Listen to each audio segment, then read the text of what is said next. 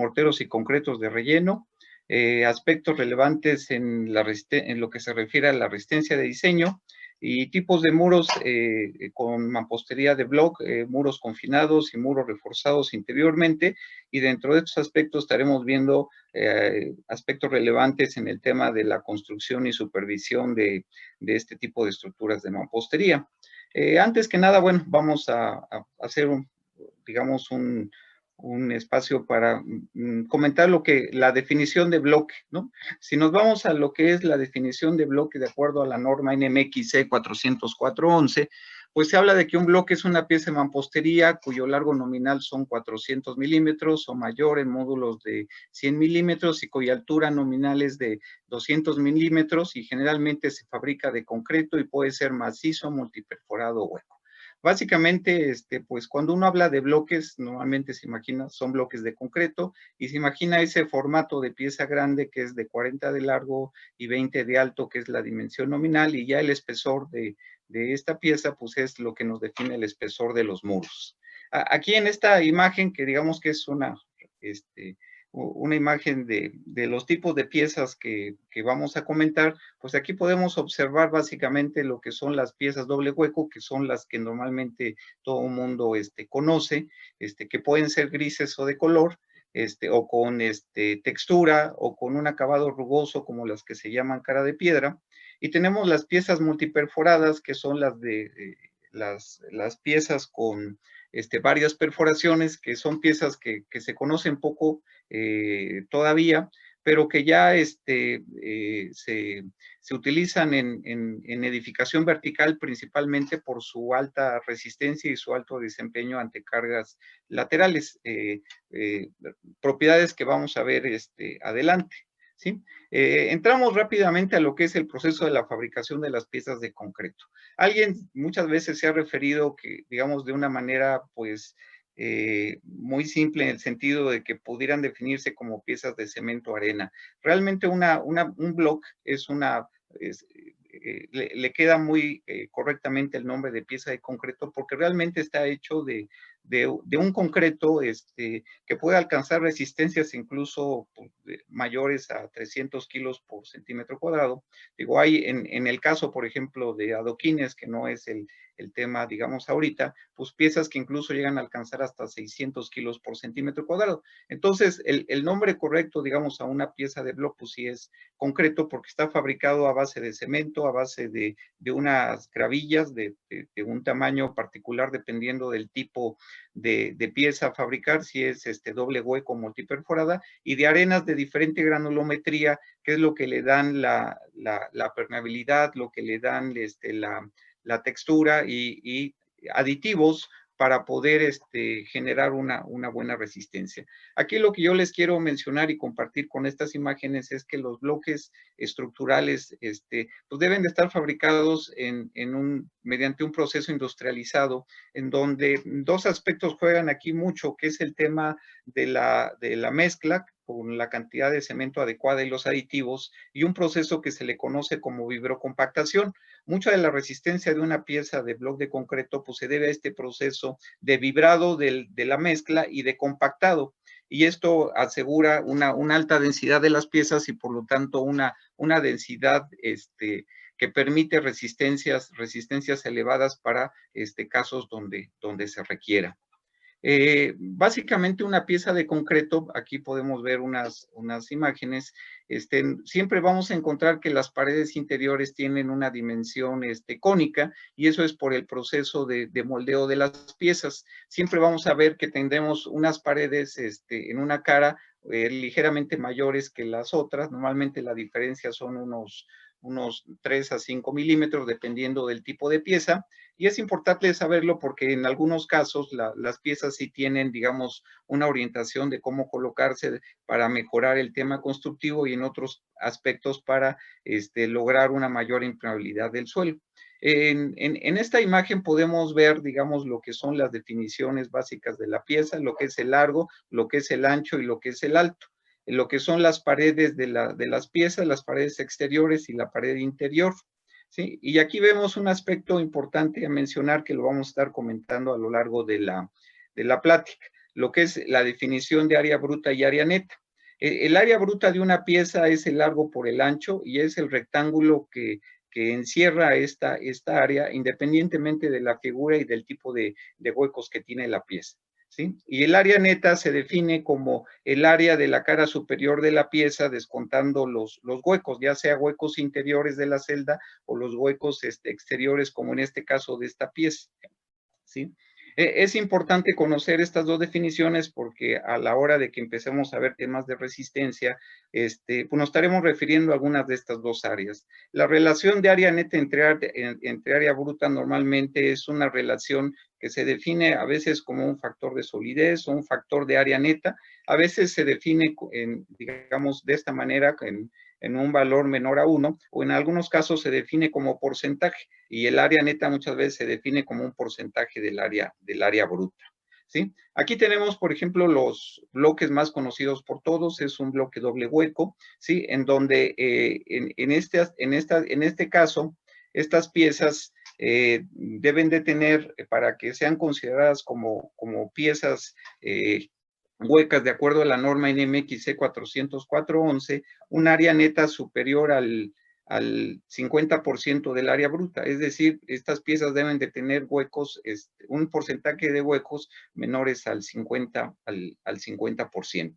Y en este tipo de piezas podemos encontrar bloques de 10, de 12, de 15 y de 20, que son los que comercialmente se manejan a nivel nacional, y para algunos casos particulares de obras se han llegado a fabricar bloques de 25 y de 30.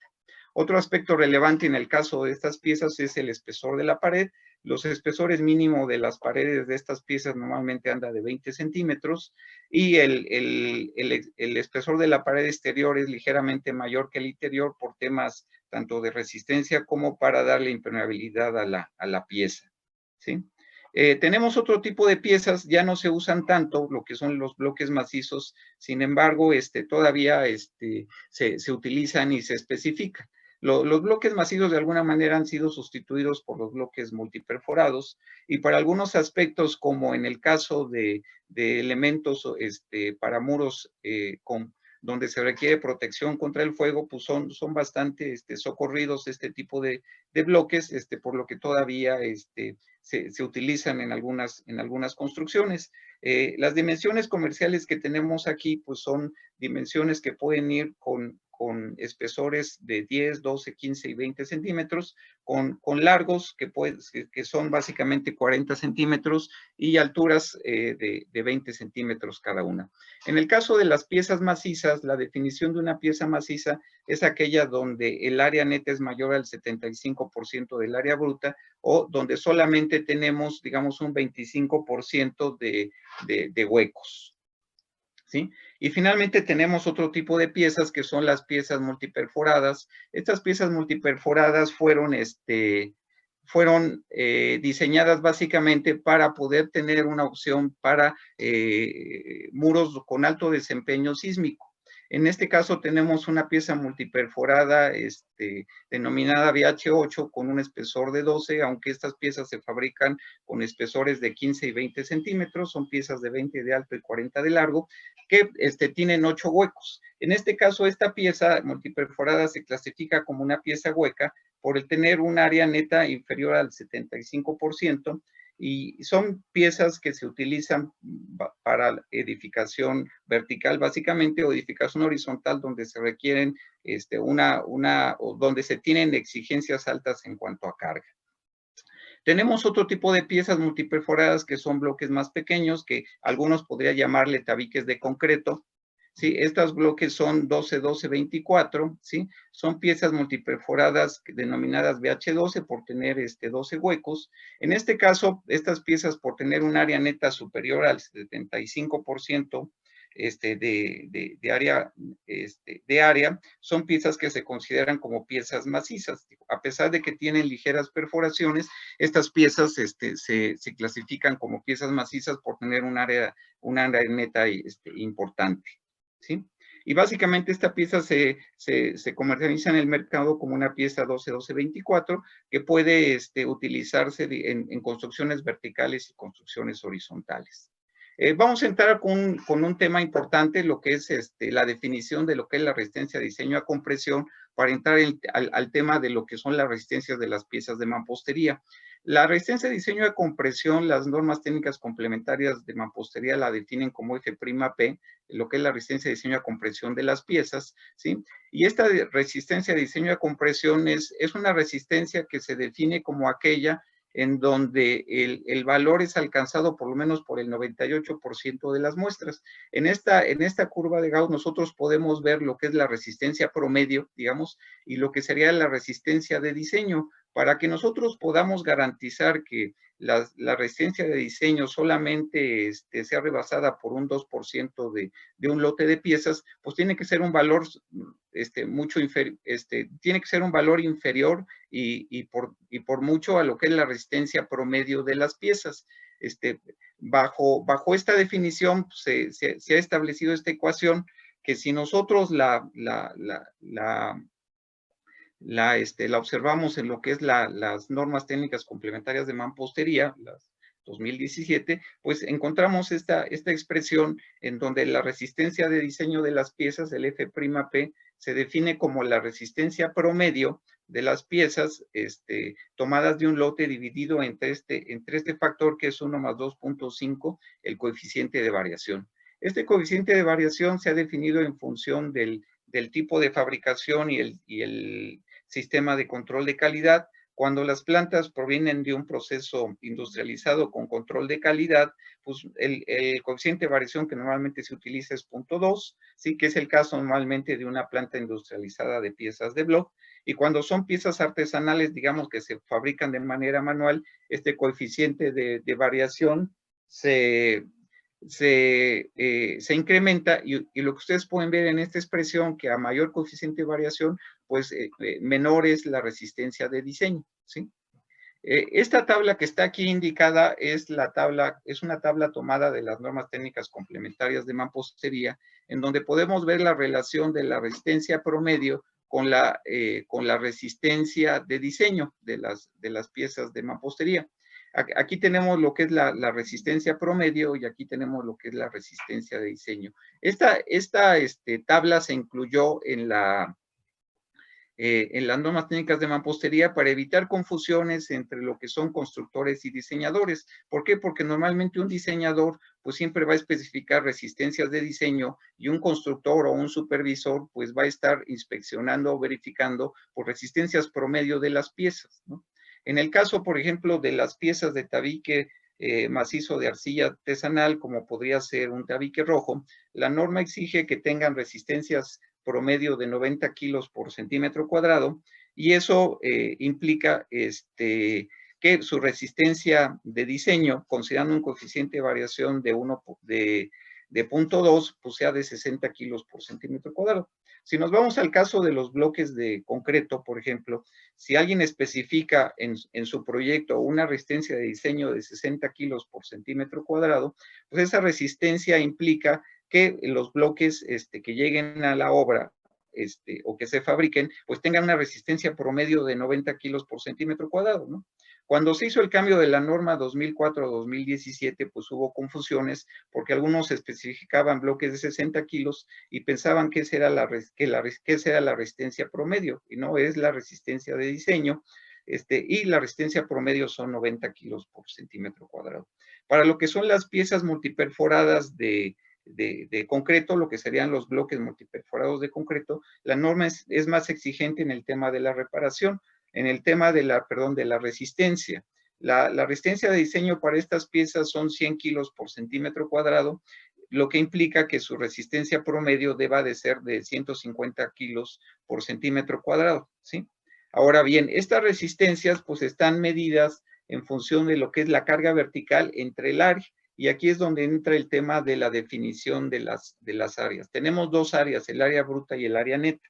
En este caso, las resistencias, en el caso de las normas técnicas complementarias y las normas NMX, están referenciadas a áreas brutas, ¿sí?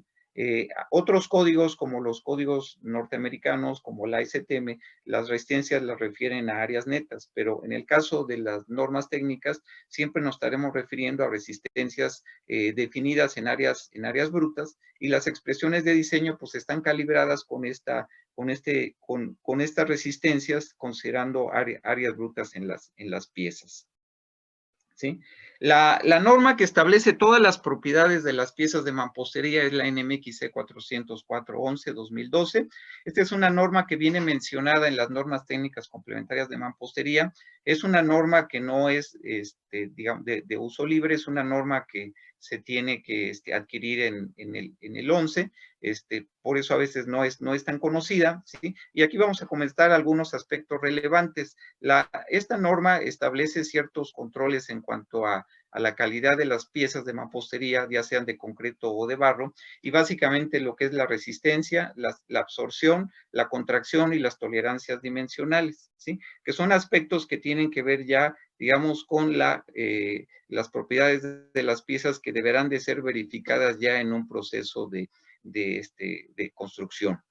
En el caso de la resistencia a compresión de piezas de mampostería para uso estructural conforme a las normas técnicas, bueno, aquí tenemos básicamente un resumen de lo que son estas piezas. Las macizas, habíamos dicho 150 de resistencia media, igual que las multiperforadas, y la resistencia mínima individual de acuerdo a lo que marcan las normas NMX son 120, que lo que quiere decir que si yo tomo un lote de piezas de 5 piezas, ninguna pieza deberá estar por debajo de esos 120, pero el promedio me deberá de estar dando los 150 kilos por centímetro cuadrado, y lo mismo pasa con las piezas huecos. Podré tener yo una pieza o algunas piezas menores a 90 kilos, pero no inferior a 70, y el promedio siempre me tiene que estar dando por arriba de los 90 kilos por centímetro cuadrado.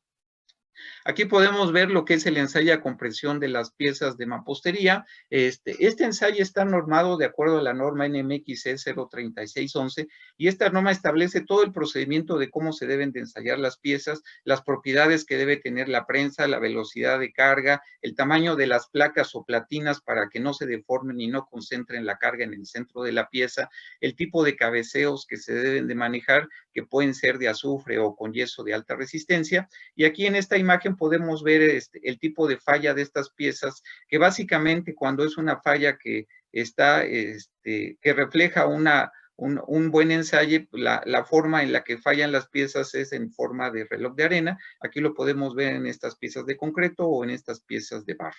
Es importante, digamos, sobre todo a los ingenieros que se dedican a la supervisión y verificación, que cuando contraten un laboratorio de control de calidad de piezas de block, verifiquen que este laboratorio esté acreditado en el cumplimiento de esta norma, la NMXC 036, o por lo menos se verifique que es un laboratorio preferentemente acreditado, porque muchas veces se improvisa en laboratorios con prensas para ensayar cilindros de concreto, con placas con un espesor menor, con velocidades de carga diferentes, que lo único que generan pues es resultados erróneos en cuanto a la resistencia de las piezas, y generan mucho ruido en el tema ya de evaluar el desempeño de una pieza ya en obra cuando son muestreadas, ¿sí?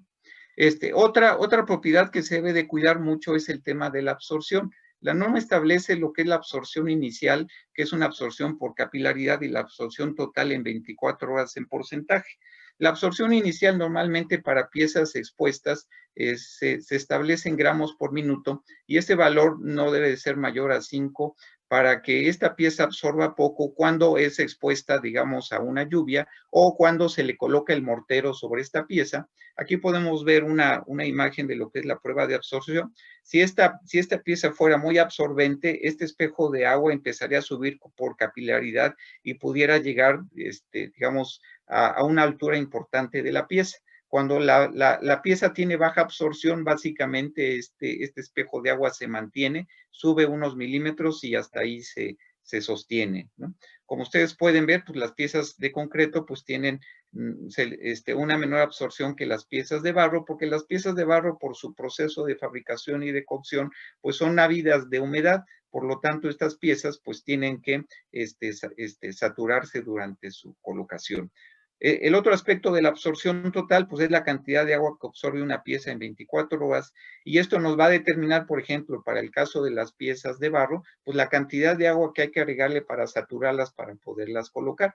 ¿Sí? Y en el caso de las piezas de concreto, pues nos da una idea, digamos, de la cantidad de agua que puede absorber, digamos, en casos de que nos llegue una pieza con un cierto porcentaje de humedad.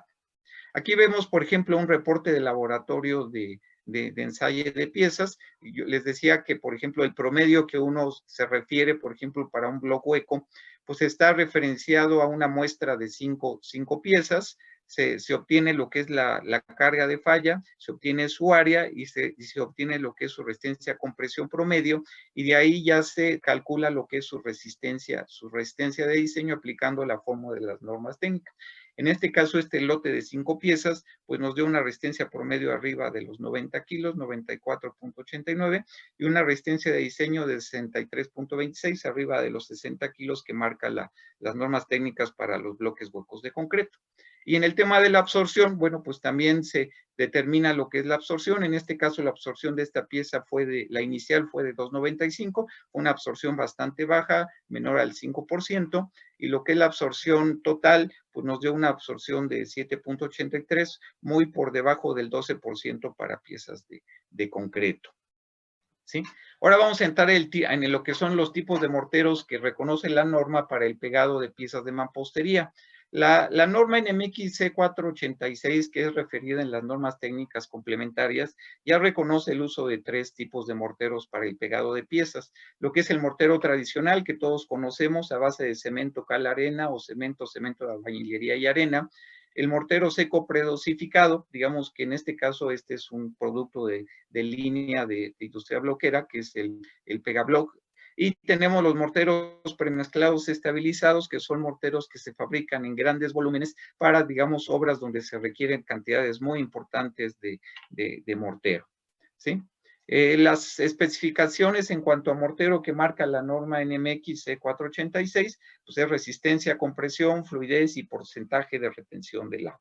Casi todos nos referimos básicamente a la resistencia a compresión del mortero, pero pues tiene otras 2 propiedades a cuidar.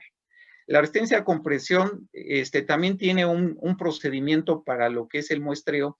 En este caso, el muestreo debe de hacerse con moldes para cubos. El espécimen para el ensayo de estos morteros, de acuerdo a la norma C061, son cubos de 5 por 5 por 5, y la muestra son 3 cubos, y para la toma de muestras se recomienda este tipo de moldes que son de alta precisión, con los cuales no se requiere hacer el cabeceo de los cubos. Cuando se utilizan moldes de acero o de lámina, pues la forma del cubo no queda perfecta, y en ese caso se tienen que cabecear los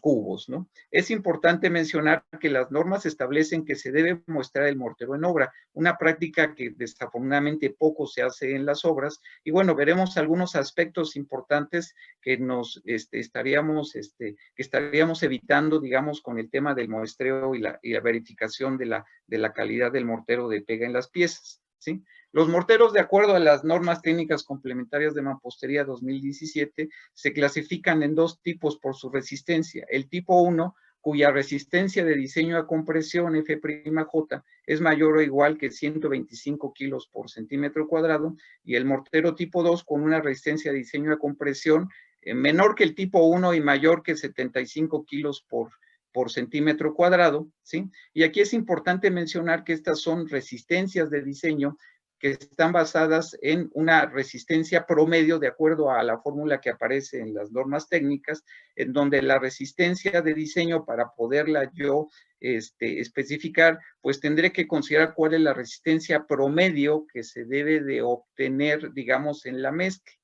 Para el caso de esta expresión, considerando un coeficiente de variación de 0.2, ¿sí? Las resistencias promedio que yo debo de obtener a la hora de elaborar mi mezcla para un mortero tipo 1, pues debe ser de 180 kilos por centímetro cuadrado para que yo obtenga esta resistencia de diseño de 125 a la hora de que le aplique este coeficiente de variación, la reducción que yo tenga en la resistencia promedio de 180, pues me obtenga yo los 125 kilos por centímetro cuadrado.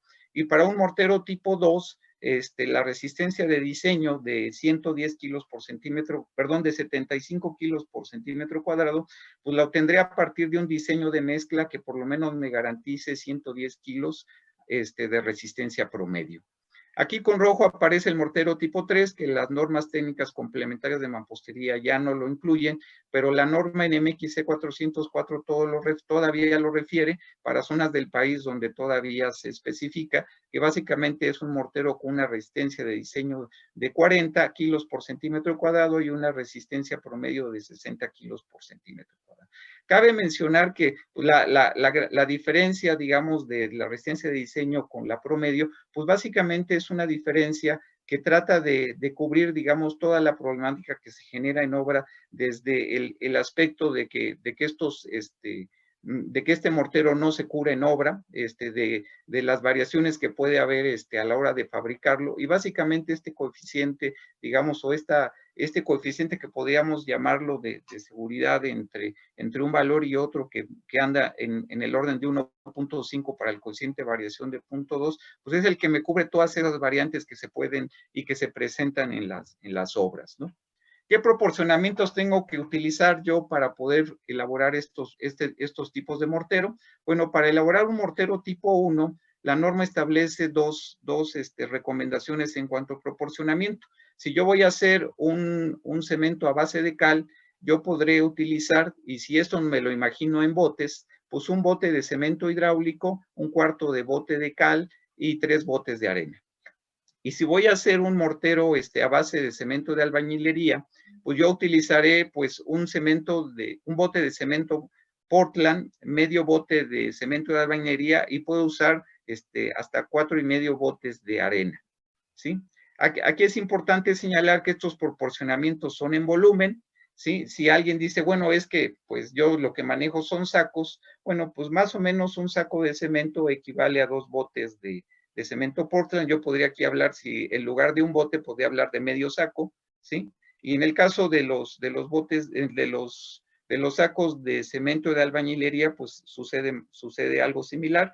Un saco de cemento de albañilería equivale a 2 botes, para hacer los proporcionamientos. Cabe señalar que estos proporcionamientos que vienen en las normas técnicas están diseñados pues, para dar estas resistencias, para dar los 180 kilos de resistencia promedio para el tipo 1 y los 110 kilos por centímetro cuadrado para un mortero tipo 2. Aquí vale la pena señalar que también estamos hablando de una arena que debe ser una arena cernida, del tamaño máximo de la arena para hacer mortero no debe ser mayor a 4 milímetros, si no ya vamos a tener arenas con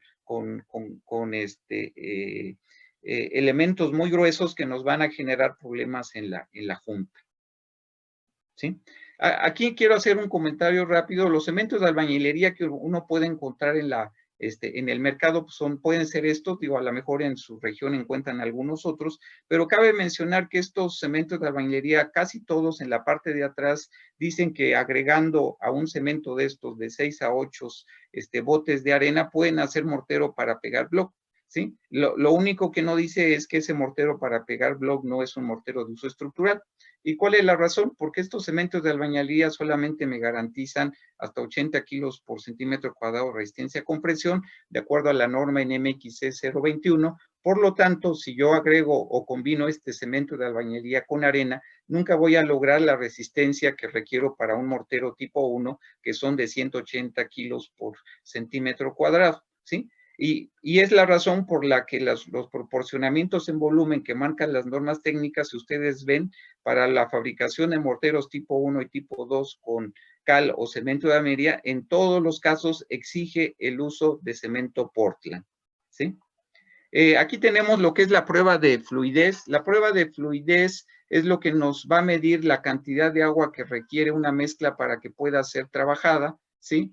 Y en este caso, esta prueba es como la prueba del cono para el caso del concreto. ¿sí? En esta prueba, lo que se mide es la cantidad de agua que requiere para poder hacer fluida esta mezcla. Básicamente se llena, digamos, un cono, aquí podemos ver las dimensiones, se deja, se coloca en esta mesa de fluidez. Esta mesa está diseñada para darle 25 golpes, se quita el cono y después, después de que se quita el cono, se dan los 25 golpes, se esparce la mezcla y la relación entre estos dos diámetros nos mide, o a la hora de medirlos nos va a establecer lo que es el valor de la fluidez. Para que la mezcla tenga la cantidad de agua adecuada, el valor de fluidez debe estar entre un 105 y un 130%. ¿Sí? Ahora nos vamos a referir al porcentaje de retención del agua. Nada más permítame un momentito.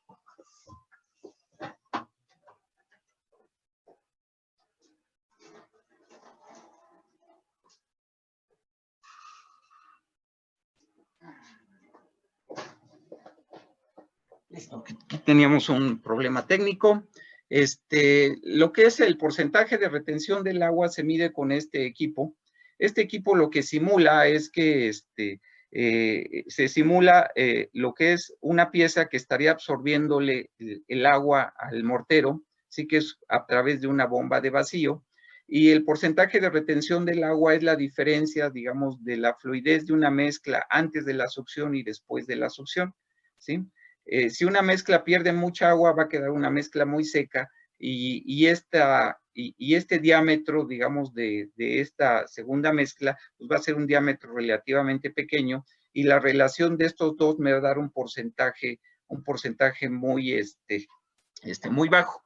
En este caso, el porcentaje mínimo de retención del agua para un mortero que tenga una muy buena retención, pues debe estar por arriba del 75%, es decir, que la relación de estos dos diámetros sea lo menor posible, ¿sí? Y para eso, y para lograr este porcentaje de retención del agua, se utilizan, digamos, en el caso de los morteros hechos en obra, pues la cal y el cemento de albañería es lo que le da esa retención del agua. Por eso tampoco es bueno fabricar un mortero para pegar piezas con puro cemento hidráulico y arena, porque ese cemento no va a tener buena retención del agua, se nos va a secar muy fácilmente y no va a tener buena adherencia.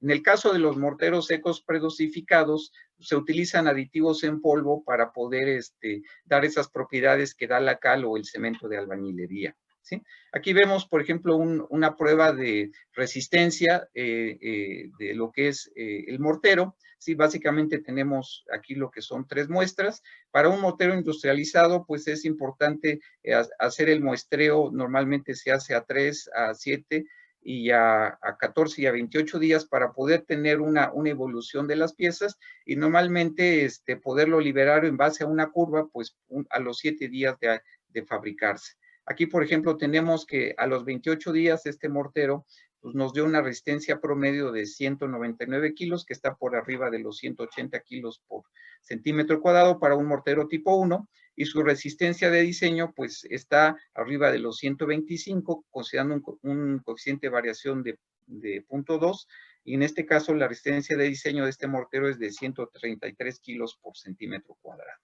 Ahora, ¿qué pasa si yo descuido el tema de la absorción en las piezas? Es decir, que tenga piezas muy absorbentes o morteros que les falte esta propiedad de retención del agua. Pues se presentan estos problemas en obra, ¿sí? Que, por ejemplo, el mortero, en este caso, en esta pieza de concreto, el mortero se seca cuando las piezas le roban muy rápido el agua, se contrae y se despega.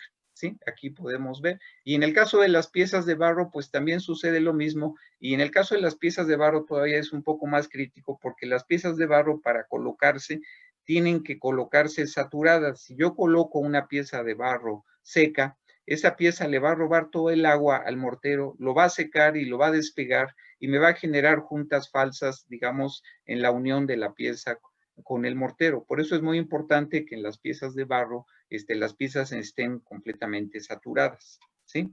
Y después, ¿qué sucede en obra? Bueno, pues esto es lo que uno paga a veces por morteros que no tienen la suficiente resistencia o la suficiente adherencia, ¿sí? Yo termino mi muro, coloco mis acabados y luego resulta que se me genera una gran cantidad de fisuras o juntas. En las juntas, digamos que se me marcan en los acabados y pues vienen todos los procesos que los desarrolladores denominan como pues, reclamaciones postventa, pues que uno tiene que regresar, quitar el acabado, arreglar la junta y volver a colocar el acabado. ¿Sí? Este es, digamos, uno de los aspectos pues más relevantes por los que pues, se recomienda cuidar la calidad del mortero, digamos, porque es el material que me va a asegurar la unión de las piezas de mampostería en un muro, y de nada me sirve tener piezas de muy alta resistencia si las voy a pegar con un mortero pues con baja resistencia y con poca adherencia, ¿sí? Ahora vamos a entrar a lo que son el tema de los concretos y morteros de relleno. En el caso de las piezas huecas, que llevan refuerzo vertical, pues estas piezas huecas se deben de rellenar con un concreto o un mortero.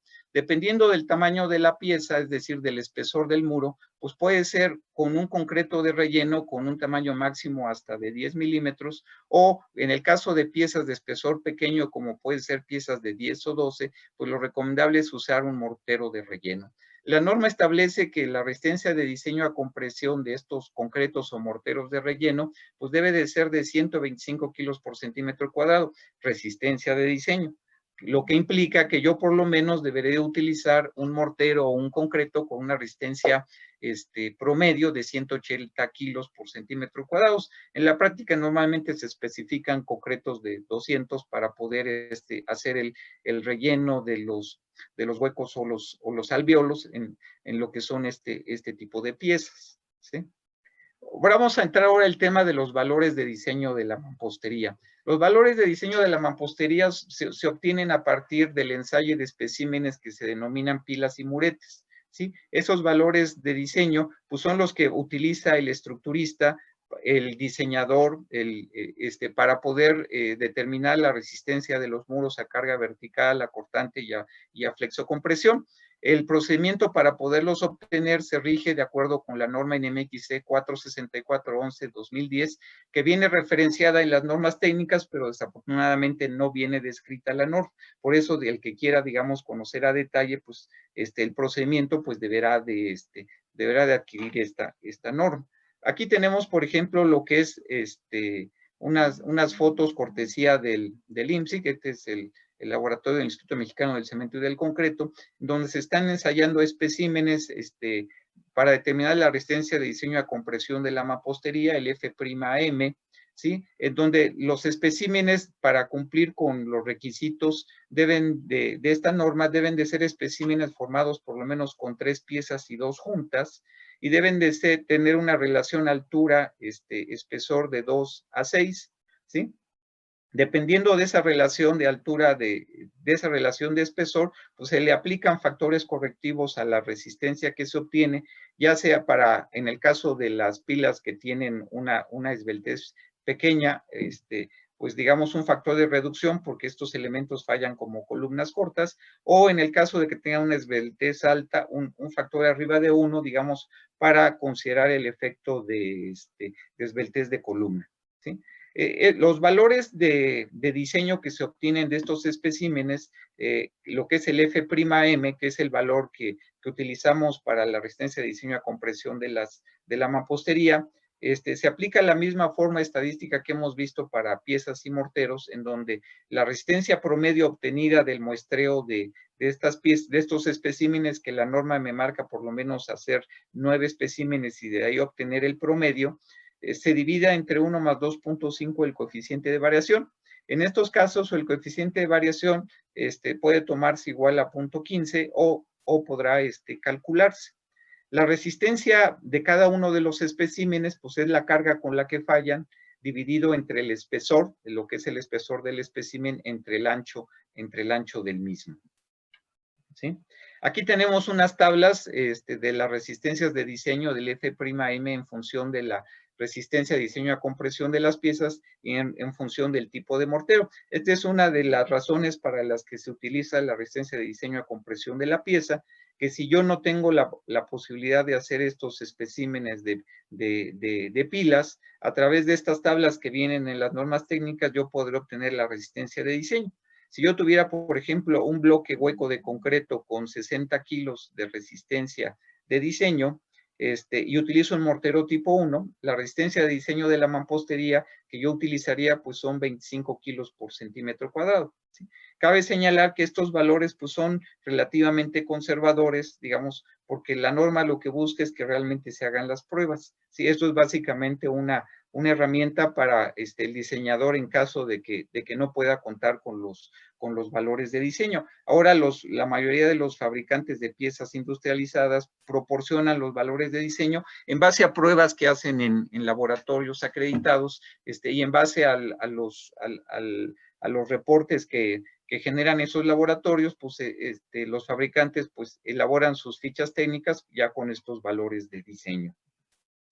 Aquí tenemos otro espécimen que son los muretes para obtener la resistencia de diseño a compresión diagonal o lo que sería la resistencia cortante. En este caso son especímenes que se fabrican con 3 hiladas y se genera el cuatrapeo como se construye el muro. Y básicamente en el caso de los bloques, pues es una pieza y media que está cuatrapeada. Se construyen, digamos, de manera, como si fuera un pequeño murito y después, para ensayarse, se colocan en posición diagonal a 45 grados y se ensayan con estas placas cuyas dimensiones están normadas y se les aplica una carga vertical para generar, digamos, una componente a tensión en el sentido perpendicular, que es lo que me genera este tipo de grietas. Cuando en estos especímenes se forman grietas completamente verticales, pues quiere decir que tenemos un buen trabajo del mortero con la pieza, que trabajaron de manera conjunta y el mortero fue lo suficientemente resistente y tuvo la suficiente adherencia para mantener unidas las piezas. Cuando la falla se va por la junta, pues lo que nos dice es que el mortero tuvo menos resistencia, menos adherencia para unir las piezas y por lo tanto, digamos, es una falla por junta, y en esos casos, pues tenemos desaprovechada la pieza porque el muro pudo haber resistido más si hubiéramos tenido un mortero de mejor resistencia, ¿sí? Aquí vemos, digamos, lo que sería el diagrama de esfuerzos y lo que sería la expresión para calcular la resistencia de diseño de estos especímenes, lo que es el B'M. También se obtiene a partir de una resistencia promedio de 9 especímenes, ¿sí? A los cuales se les aplica este factor, a este promedio de 1 más 2.5 el coeficiente de variación, el cual deberá estar arriba de 0.2, ¿sí? Para poder determinar la resistencia de diseño. Y aquí cabe aclarar que la resistencia de cada elemento pues es la carga que se aplica dividida entre la diagonal de este elemento por el espesor del mismo elemento, ¿sí? Bueno, aquí tenemos unos valores de diseño de la mampostería para diferentes tipos de piezas y morteros que están aquí, que estos se han obtenido a partir de ensayos de este tipo de especímenes que uno ha podido conseguir, digamos, con las piezas que fabrica Industrial Bloquera y con algunas piezas de barro que fabrican otras empresas y algunas referencias de lo que son las piezas tradicionales, que son las piezas aquí en color amarillo, que la norma establece que para piezas artesanales donde yo no conozco sus valores de diseño y las voy a pegar con un mortero tipo 2 o inferior a tipo 2, yo no podré tomar para estos casos resistencias de diseño a compresión de la mampostería mayores a 15 kilos, ni cortantes arriba de 2 kilos por centímetro cuadrado. Y eso pues por las incertidumbres que hay en cuanto a tanto a la resistencia de la pieza como a la resistencia del mortero, ¿sí? En el caso, por ejemplo, ya de piezas industrializadas, si utiliza, por ejemplo, piezas con resistencias de diseño de 60 kilos, que se garantizan con resistencias promedio de 90 con un mortero tipo 1, que ese mortero tipo 1 tenga una resistencia de diseño arriba de 125, a lo cual corresponde una resistencia promedio de 180 kilos por centímetro cuadrado, yo podría especificar valores de resistencia de diseño a compresión, pues hasta de 45 kilos por centímetro cuadrado y cortantes de 3.5 kilos por centímetro cuadrado. Para las piezas multiperforadas, tanto de barro como de concreto, pues los valores son mucho mayores y esto se debe a la resistencia a compresión de las piezas, que tenemos resistencias de diseño de 100 kilos, que es lo que marca la norma, resistencias promedio de 150, y si yo estas piezas las uno con un mortero tipo 1, que con resistencias de diseño de 125 y promedio de 180, para el caso de las piezas de barro, pues yo puedo obtener resistencias de 60 kilos por centímetro cuadrado a compresión y cortantes de 6 kilos por centímetro cuadrado. Y para las piedras multiperforadas de concreto, pues yo puedo llegar a obtener valores de 90 kilos por centímetro cuadrado y valores de 8 kilos por centímetro cuadrado, ¿sí? Que son valores bastante altos que para el caso de una edificación vertical, pues son importantes para poder en un edificio, pues tener un diseño adecuado a los coeficientes sísmicos y poder tener diseños de edificios con pocos muros de concreto. Sí. Entrando ya al aspecto de otros materiales para la parte de construcción, voy a hacer referencia a lo que es el acero para el refuerzo horizontal, que este acero debe de ser un acero de alta resistencia con un esfuerzo de fluencia de 6,000 kilos por centímetro cuadrado, no es un alambrón, y que existen estos diámetros desde en números redondos 8 milímetros, 6 milímetros, 5 milímetros y 4 milímetros. Los diámetros que se recomiendan para juntas horizontales son 6,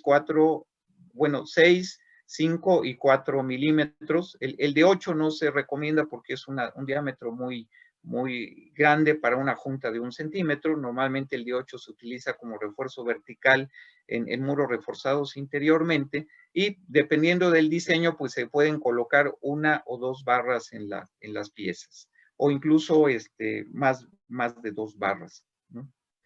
Aquí vemos, por ejemplo, lo que es la colocación del refuerzo horizontal en piezas de doble hueco de concreto. En este caso traemos 2 refuerzos horizontales en lo que es el espesor de la junta, ¿sí? Y podemos tener el caso de que vengan ligeramente metidos en el hueco para poder ahogarlos directamente en el que es el espesor de la pieza. La norma permite ambas soluciones. Cada una tiene sus pros y sus contras. Esta pudiera resultar un poquito más difícil de construir, pero me permite tener un alveolo lo más limpio posible para el tema de relleno e instalaciones. Y en este caso, el hecho de que el refuerzo horizontal esté, digamos, dentro del hueco o pase cerca del hueco, pues me puede generar problemas de obstrucción en instalaciones y a la hora del rellenado de las celdas, ¿sí? Vamos a entrar a lo que son los muros confinados y muros reforzados interiormente. Cuando uno se imagina un bloque de concreto, piensa que nada más son para mampostería reforzada interiormente, pero también se puede hacer mampostería confinada con bloques de concreto, ya sea con mampostería multiperforada o bloques de concreto multiperforados o con bloques doble hueco. Aquí cabe resaltar que un cambio importante en la norma técnica complementaria de mampostería 2017 es que para edificaciones verticales y para conjuntos habitacionales con construcción de vivienda en serie, el espesor mínimo para los muros estructurales pues se incrementó a 12 centímetros, digamos, para tener un ancho adecuado para lo que se refiere a toda la colocación de refuerzo y lo que es la construcción de los castillos de confinamiento en el caso de las mamposterías confinadas, ¿sí? Aquí podemos ver, digamos, una fotografía de lo que es la construcción de una mampostería confinada.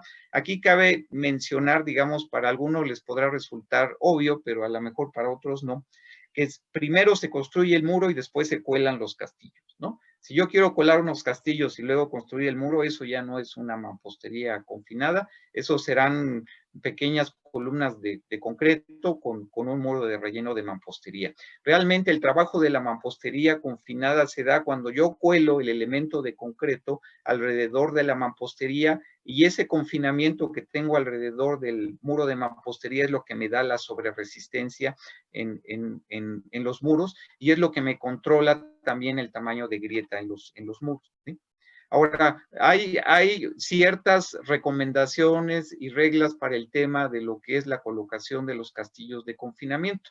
En la autoconstrucción es muy común ver este tipo de construcciones donde solamente se colocan los castillos de confinamiento en la intersección de los muros, pero se les olvida o no los ponen o piensan que no los requieren los vanos de las ventanas.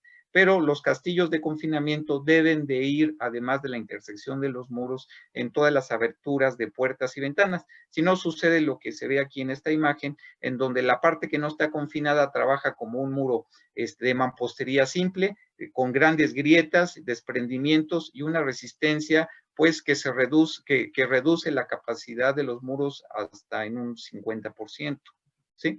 Aquí vemos los requisitos para lo que es la mampostería confinada. Esta es una imagen tomada de las normas técnicas complementarias de mampostería. Aquí está lo que yo les comentaba. En el caso de vanos de puertas, las puertas deben de estar confinadas en ambos extremos de los vanos. Y en el caso de las ventanas, lo mismo. El vano de la ventana debe de estar confinada con castillos que vayan de piso a techo, y además un refuerzo o una pequeña cadena en el antepecho del muro, básicamente para también confinar este muro bajo ventana. Estos muros bajo ventana, en muchos análisis estructurales, no se consideran como un elemento estructural, pero cabe señalar que estos elementos, por su rigidez, son los primeros que se agrietan, digamos, cuando se tiene una acción sísmica, y ese agrietamiento, aunque no es un agrietamiento que me va a generar un riesgo estructural, pues es un agrietamiento que genera, digamos, a la vista, pues una cierta inseguridad.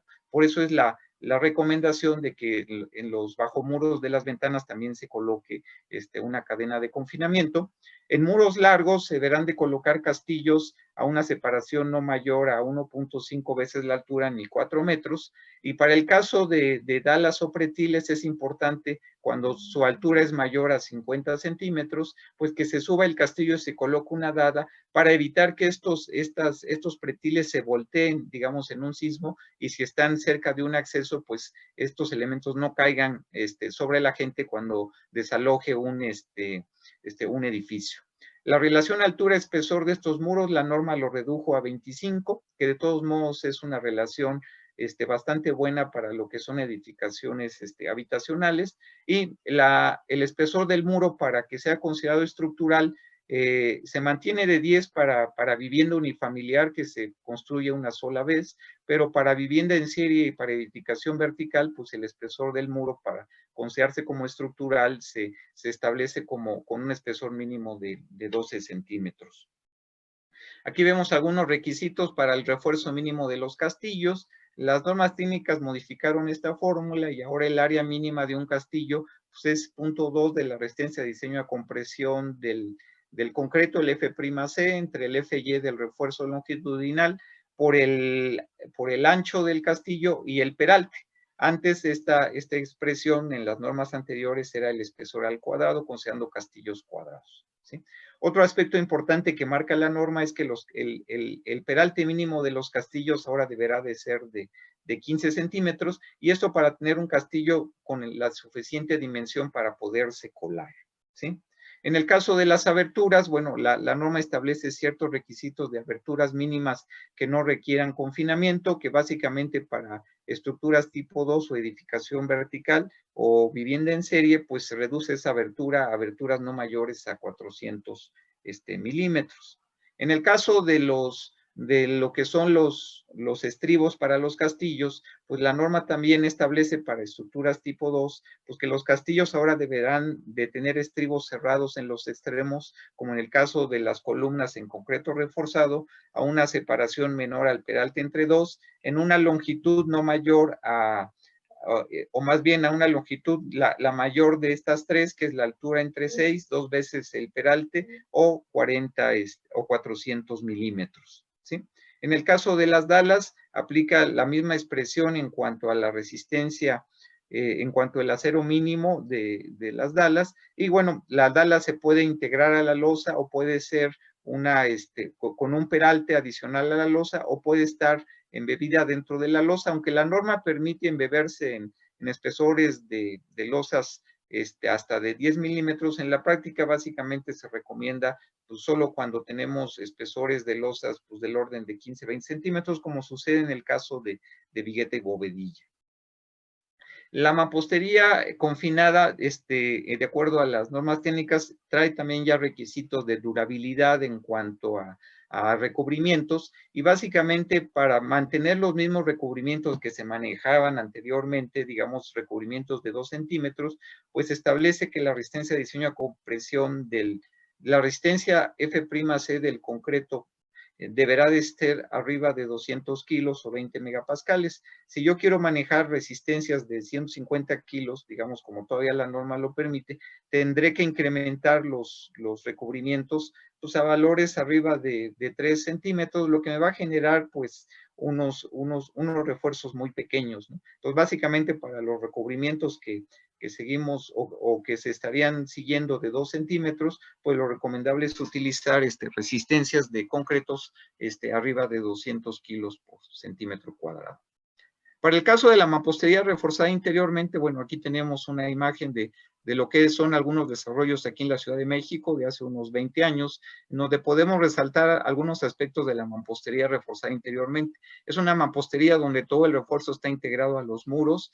Eso permite darle color a los muros, darles textura y reducir los mantenimientos de los muros. Fue un sistema que se utilizó hace unos 20 años, de 20 años a 10 años para acá en la Ciudad de México, tanto en mampostería a base de concreto y a base de barro, en donde se manejaban las fachadas aparentes. Hoy, digamos, por los nuevos diseños arquitectónicos, la mampostería reforzada interiormente con bloques de concreto, pues normalmente se construye utilizando bloques grises, digamos, sin ninguna textura ni color, y después pues se les agrega un aplanado, un repello, una pasta, y se pintan, digamos, para pues hacer un poco más vistosos los desarrollos.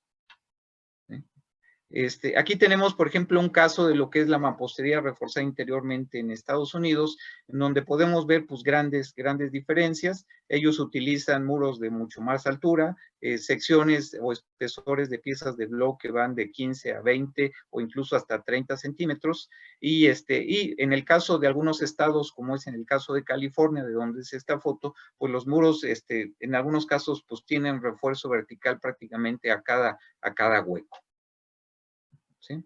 Los requisitos que marcan las normas técnicas para muros reforzados interiormente, la norma 2017, pues son requisitos en cuanto a cuantías mínimas del refuerzo vertical y el refuerzo horizontal, en cuanto a que la cuantía por el esfuerzo de fluencia del acero que yo utilice, pues sea mayor a 3 kilos por centímetro cuadrado, y la suma de las cuantías por el FY sea mayor o igual a 8 kilos por centímetro cuadrado. Esto reduce, digamos, una mala interpretación o algún error que se pueda hacer cuando la expresión estaba, digamos, como se ve aquí en la norma 2004, en donde aparentemente no intervenía el esfuerzo de fluencia, pero pues lo que se vio, digamos, cuando se hizo la revisión de la norma, es que normalmente como se combina un acero 6000 horizontal y un acero 4200 vertical, pues es importante hacer este ajuste en cuanto a los esfuerzos de fluencia para el cálculo de las cuantías. La separación del refuerzo vertical lo marca la norma como 6 veces el espesor u 80 centímetros, lo que implica, por ejemplo, para un muro de 10 que la separación máxima pues serán 6 veces el espesor, que serían 60 centímetros, y si yo tuviera, por ejemplo, un bloque de 20, 6 por 20 me darían 120 centímetros, y en ese caso regiría una separación máxima de 80 centímetros como lo marca la norma. La separación horizontal, la norma lo redujo a 6 hiladas o 45 centímetros. En el caso de las piezas de concreto, lo que implica es que la separación máxima sea cada 2 hiladas. Esta separación se dio para que el refuerzo horizontal ayudara también a controlar los esfuerzos por temperatura que se tienen en las piezas. Digo, si alguien, digamos, que esté escuchando esta plática, vive en Monterrey, pues algunos de ustedes a lo mejor les ha tocado vivir los cambios bruscos de temperatura, de que amanece muy fresco en la mañana y en la tarde hace mucho calor. Esos cambios de temperatura le hacen mucho daño a los muros de mampostería y llegan a generar fisuras por contracción, por contracción y dilatación, y esas fisuras se pueden controlar con el refuerzo horizontal si lo colocamos a una separación que no exceda las 2 hiladas. La relación de altura-espesor también sigue siendo la misma, menor a 25 como lo marca la norma, y también existen la restricción de espesores de 12 centímetros mínimo para un muro estructural, para estructura vertical o estructura horizontal que se construye en serie, que es la tipo 2, y 10 centímetros para, digamos, viviendas unifamiliares que solamente se construyen una o dos veces, ¿sí? Aquí tenemos un ejemplo de lo que es la mampostería reforzada interiormente, como el módulo de la pieza normalmente, que es 40 o 20 para lo que son las medias piezas, no es compatible con el espesor de las piezas. Digamos, en la práctica mexicana, las piezas no se cuatrapean en la esquina. Entonces se construye un muro, se dejan unos conectores que normalmente son ganchos, y se amarra el siguiente muro, el cual se construye en una siguiente etapa. Ese es, digamos, el proceso que normalmente se utiliza en este tipo de mampostería reforzada interiormente, ¿sí? Aquí vemos los mismos requisitos que habíamos comentado, lo que es una elevación y una planta, ¿sí? Aquí vemos, digamos, el caso cuando tenemos una ventana que el refuerzo horizontal se interrumpe de lo que es el vano de la ventana, pero después se debe de continuar. Para que el refuerzo horizontal tenga funciones estructurales, debe de tener tres requisitos. Debe de ser continuo de un extremo a otro, no debe de tener traslapes. Debe de estar anclado en las celdas con un gancho a 90 o a 180 grados, y deben de ser varillas sueltas, no deben de ser elementos electrosoldados, porque esos tienen fallas frágiles. Esos son los tres requisitos que debe de cumplir el refuerzo horizontal para que contribuya a la resistencia de los muros. Aquí podemos ver, digamos, algunos requisitos de lo que es el detallado del refuerzo horizontal para lo que es la mampostería con doble hueco, o para la mampostería maciza, que también pudiera aplicar para lo que son las piezas multiperforadas. Sí, en el caso de la mampostería hueca, como lo comentábamos, el refuerzo horizontal puede estar ligeramente dentro de las piezas o puede estar embebido, dentro del mortero, ¿sí? Ambas condiciones lo permite la norma, porque realmente el refuerzo horizontal es una especie de liga que mantiene unidos el muro, digamos, a través del anclaje que tiene, y el refuerzo, el mortero básicamente tiene una función de protección del refuerzo, digamos, contra la corrosión, para evitar su degradación, pero básicamente la junta de mortero no tiene el suficiente cuerpo para garantizar una adherencia del acero con la pieza. La unión la da prácticamente el anclaje en los extremos, ¿sí? Aquí vemos algunos requisitos que marca la norma. El espesor de una junta para piezas mecanizadas, una junta estándar son 10 milímetros. Para piezas, para juntas donde hay refuerzo horizontal, se permiten hasta 12 milímetros para que se pueda alojar correctamente el refuerzo horizontal.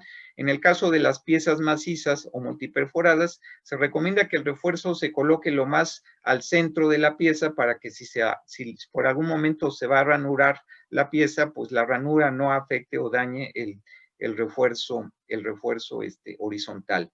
El diámetro máximo del refuerzo horizontal, la norma lo marca como una varilla que no debe de ser menor a 3.5 milímetros, y tampoco debe ser mayor a 3/4 de la junta, ¿no? Y esto básicamente es para evitar que el refuerzo horizontal no me levante la junta, sobre todo cuando se cruce con algún refuerzo en la esquina o con algún gancho, que es una cosa común, digamos, en la práctica, digamos, a la hora ya de la construcción de las piezas, ¿sí?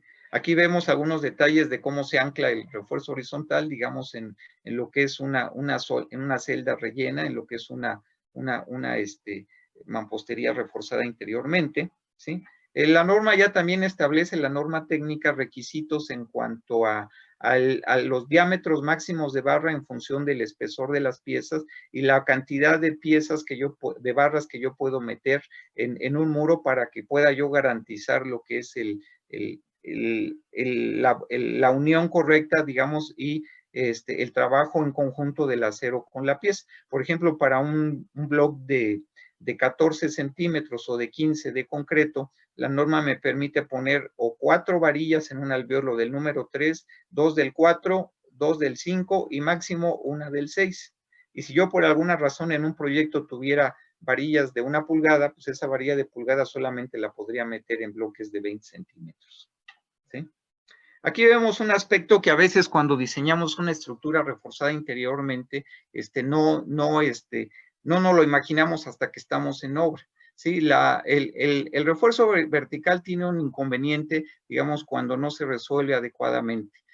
Normalmente en los proyectos el refuerzo vertical de la mampostería reforzada interiormente es una varilla que tiene toda la altura del muro y además un tramo adicional para poderlo traslapar con la varilla del nivel superior. ¿Qué es lo que pasa cuando llega el bloquero y quiere meter las piezas? Pues como no alcanza, digamos, a menos que esté usando una escalera para subir las piezas, pues dobla las varillas para poderlas ensartar. Este proceso, las normas técnicas no lo permiten, dan recomendaciones para evitarlo, pero es una práctica que nos va a generar problemas constructivos que pueden afectar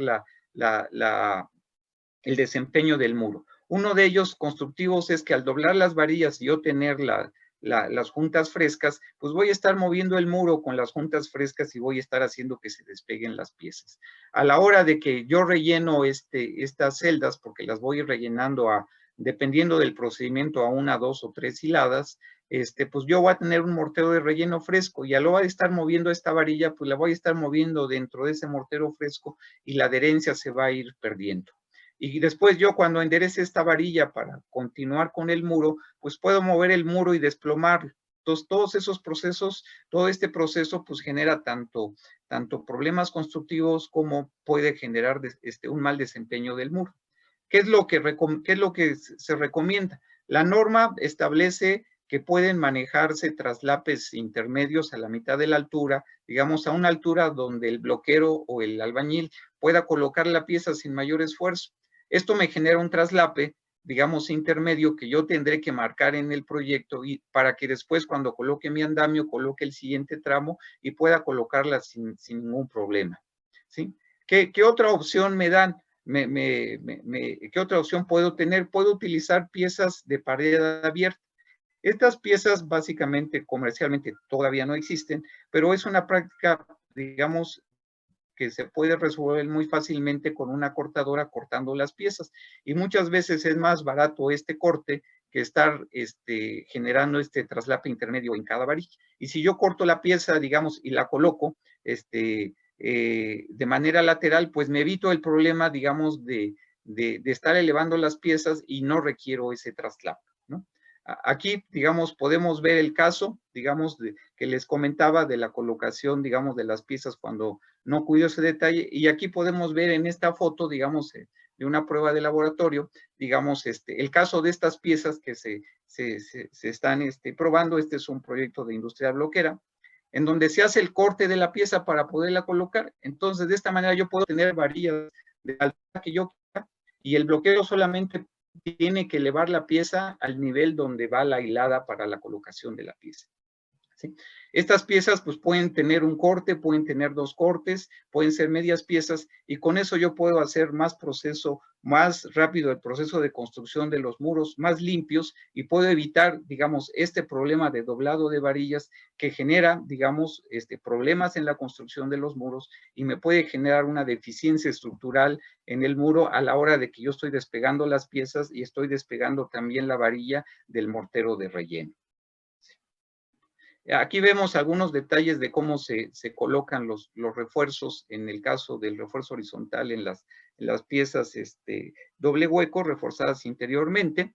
Y aquí tenemos el caso de los traslapes. Y esta foto ha sido tomada, esta imagen ha sido tomada de las normas técnicas en donde viene ya indicado, digamos, para una mayor interpretación, el traslape intermedio para la mampostería reforzada interiormente, y la norma lo que establece ahora es una longitud de traslape que yo tengo que calcular.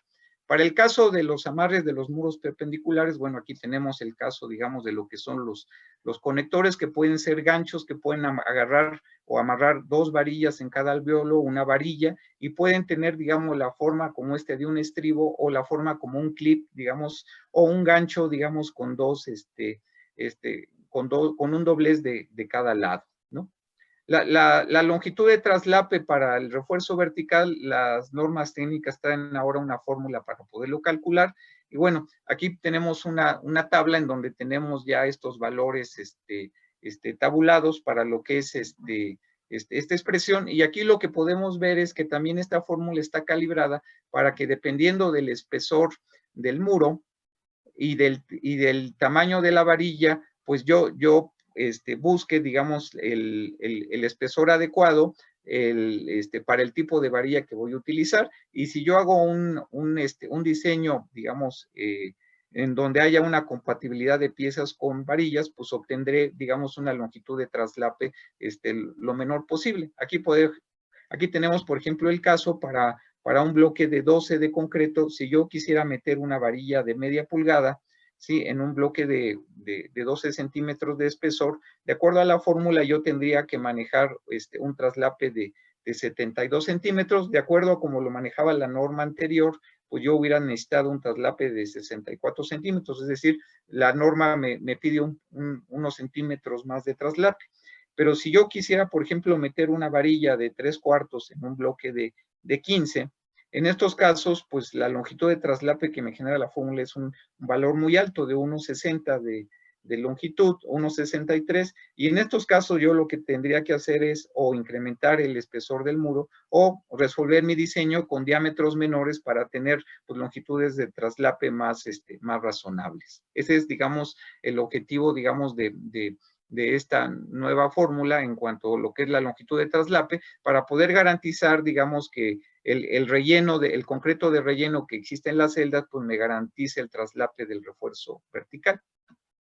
Para el caso del colado de las celdas, el colado de las celdas puede hacerse ya sea hilada por hilada, si utilizo el mismo mortero de junteo, o lo puedo ir haciendo con 2 o 3 hiladas, dependiendo del tamaño de la pieza.